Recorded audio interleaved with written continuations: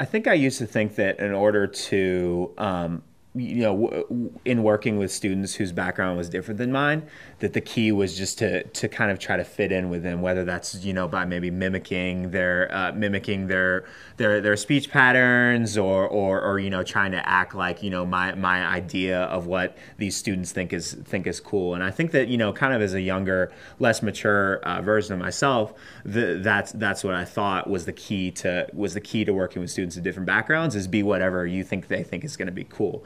When that just obviously doesn't work out if that's not you, because kids have a really great way of telling authenticity.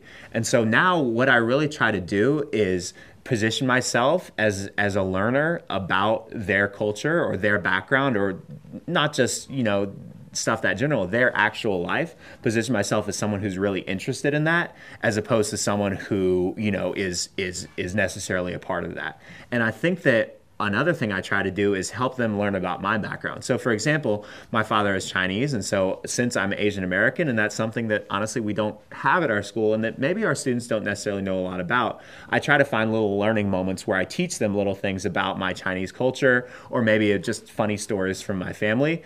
And we relate, not because their family is like that, but because maybe their family is funny too. And so if I'm learning more about them, so, for example, I'm taking 2 minutes at the beginning of class to ask them about their day, and ask them about something that's going on in their life outside of school. Then I'm positioning myself not as someone who is exactly like them, but for someone who's really interested in who they are. And I think that's so much more important to students than being taught by someone who's exactly like them. Even though I think it's really important for them to have those role models that share that.